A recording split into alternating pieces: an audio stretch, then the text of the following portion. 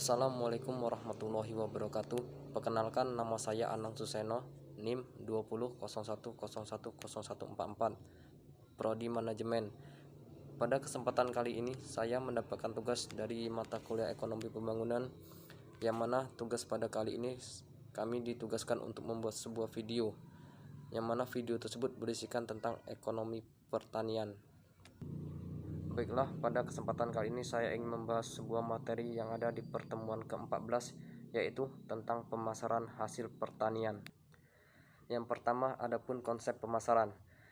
Pemasaran, tata niaga, distribusi, marketing merupakan kegiatan ekonomi yang berfungsi membawa atau menyampaikan barang dan jasa dari produsen ke konsumen.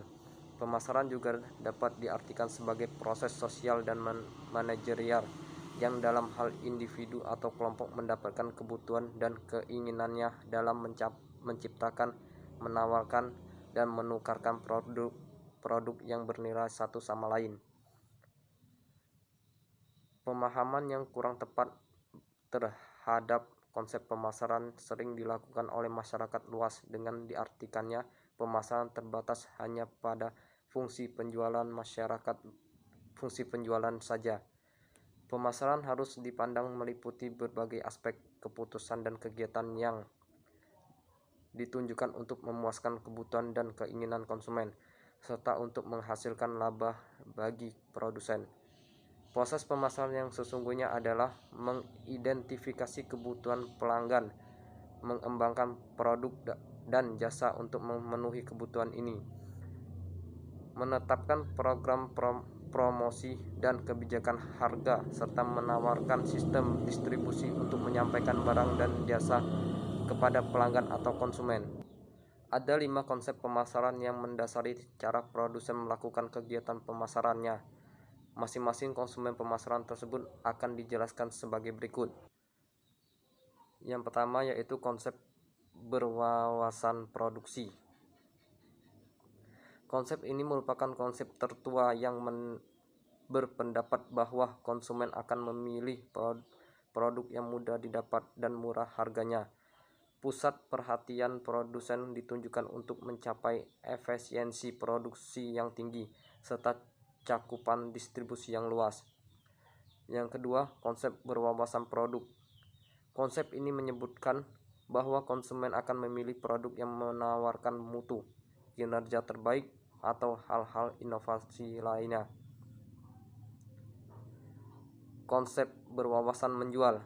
Yang ketiga, konsep berwawasan menjual berpendapatan bahwa jika konsumen dibiarkan saja, maka tidak akan membeli produk dalam jumlah besar, sehingga usaha penjualan dan promosi yang agresif perlu dilakukan. Konsep yang keempat, berwawasan pemasaran. Konsep berwawasan pemasaran berpendapat bahwa kunci untuk mencapai tujuan terdiri dari penentuan kebutuhan dan keinginan pasar sasaran, serta memberikan keputusan yang diinginkan secara lebih efektif dan efisien kepada saingannya. Konsep yang kelima yaitu konsep berwawasan pemasaran bermasyarakat.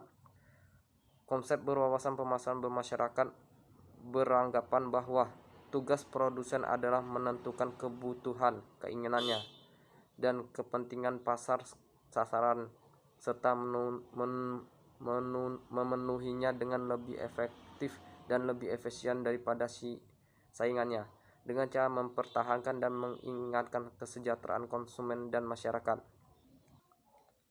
Adapun biaya pemasaran, margin pemasaran, marketing margin, adalah harga yang dibiayai oleh konsumen dikurangi harga yang diterima oleh produsen. Tinggi rendahnya margin pemasaran dipakai untuk mengukur efisiensi sistem pemasaran, tergantung dari fungsi pemasaran yang dijalankan. Semakin besar margin pemasaran, maka semakin tidak efisien sistem pemasaran tersebut. Tingkat harga yang harus dibayarkan oleh konsumen dan yang akan diterima oleh produsen sangat tergantung pada bentuk dan struktur pasar yang berlaku, baik pasar bersaing, penjualan dan pembelian banyak, pasar monopsoni, pembelian tunggal, pasar oligosoni, pembelian sedikit, pasar monopoli penjualan tunggal, maupun pasar oligopil penjualan sedikit. Fungsi pemasaran. Fungsi pemasaran tidak perlu diselenggarakan dalam suatu urutan yang tetap dan kaku, tetapi harus dilaksanakan semuanya. Adakala fungsi pemasaran berlangsung secara singkat dengan hanya melibatkan produsen dan konsumen akhir. Fungsi pemasaran merupakan proses yang teratur dan berubah sepanjang waktu manakala situasi berubah. Dalam hal ini ada 3 fungsi pemasaran, antara lain fungsi pertukaran, fungsi fisik, fungsi penyediaan sarana. Komponen rencana pemasaran strategis. Rencana pemasaran strategis memadukan semua kegiatan dan sumber daya bisnis secara logis guna memenuhi kebutuhan konsumen dan menghasilkan laba. Rencana lain tersebut terdiri dari 5 jenis keputusan pemasaran, dan antara satu dengan yang lain harus saling melengkapi. Kelima rencana tersebut mencakup keputusan pasar yang menyeluruh, keputusan mengenai produk, keputusan mengenai harga, keputusan mengenai promosi, dan keputusan mengenai tempat. Adapun yang pertama yaitu keputusan pasar yang menyeluruh. Keputusan pasar yang menyeluruh berkisaran pada analisis yang tuntas terhadap target atau sasaran, serta kebutuhan konsumen dan lingkungan yang bersaing. Berbagai alat canggih untuk membantu mengembalikan keputusan pasar yang menyeluruh antara lain penelitian pasar, segmentasi pasar, dan penetrasi pasar. Penelitian pasar bermanfaat untuk memahami kebutuhan dan daya beli konsumen.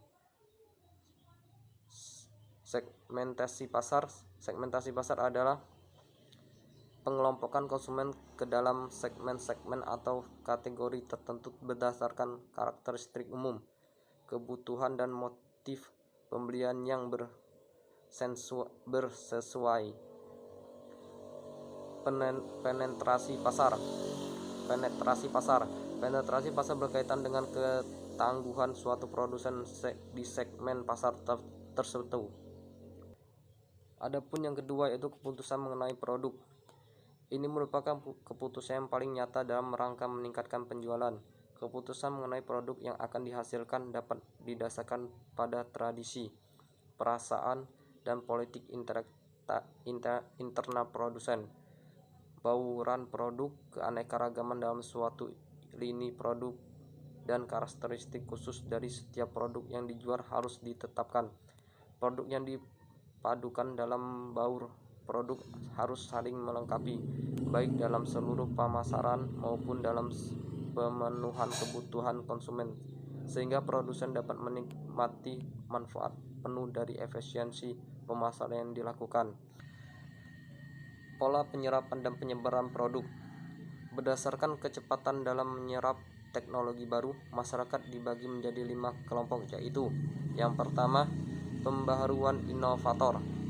Pada umumnya mereka memiliki jiwa pertualang yang selalu ingin mencoba gagasan-gagasan baru. Kelompok ini tidak selalu harus merupakan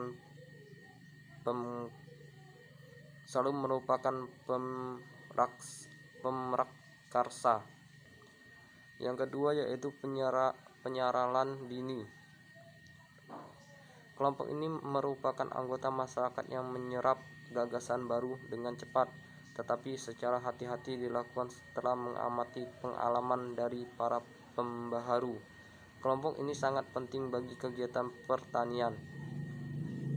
Yang ketiga yaitu mayoritas awal. Kelompok ini termasuk anggota masyarakat yang penuh dengan pertimbangan, yang merasa diri cukup progresif tetapi tidak progresif permakrasa. Kelompok ini merupakan pasar yang besar dan penting. Yang keempat yaitu mayoritas akhir. Kelompok ini cenderung bersikap skeptis terhadap segala gagasan baru dan hanya akan menyerapnya manakala telah melihat banyak bukti mendukung. Yang kelima yaitu Kelompok ini merupakan anggota masyarakat yang begitu terpaku pada tradisi dan memerlukan waktu yang sedemikian lama untuk menyerap gagasan baru, sehingga pada saat diserap, gagasan tersebut sebenarnya sudah tidak lagi baru atau bahkan sudah usang. Daur hidup produk. Daur hidup produk berkaitan dengan penjualan dan laba dari suatu produk atau jasa sepanjang suatu periode tertentu. Ada beberapa fase atau tahap dalam masa hidup produk, antara lain: yang pertama itu tahap pengembangan, yang kedua tahap pengenalan, yang ketiga tahap pertumbuhan, yang keempat tahap pematangan, yang kelima tahap penurunan. Keputusan mengenai harga. Pengaruh penetapan keputusan harga terhadap hasil penjualan berlangsung dalam dua cara, yaitu sebagai komponen dari pendapatan dan sebagai tingkat harga yang sangat berpengaruh terhadap kuantitas penjualan melalui mekanisme fungsi permintaan. Dalam hal ini, ada beberapa cara penataan harga, antara lain: yang pertama yaitu penataan harga berdasarkan biaya, penataan harga berdasarkan ROI, Return of Investment, penataan harga bersaing, penataan harga berdasarkan kontribusi terhadap overhead, penataan terhadap penetralis, penataan harga berdasarkan perjanjian pasar, penataan harga berdasarkan daya serap pasar, penataan harga berdasarkan potongan harga atau diskon, penataan harga berdasarkan harga merugi, penataan harga berdasarkan harga psikologis, penataan harga berdasarkan harga bergengsi, dan penataan harga berdasarkan pertimbangan khusus. Baiklah, itulah penjelasan yang bisa saya sampaikan dari pertemuan ke-14 ini tentang pemasaran hasil pertanian. Apabila ada kesalahan dari saya mohon maaf. Kepada Allah saya mohon ampun. Wabillahi taufik walhidayah. Wassalamualaikum warahmatullahi wabarakatuh.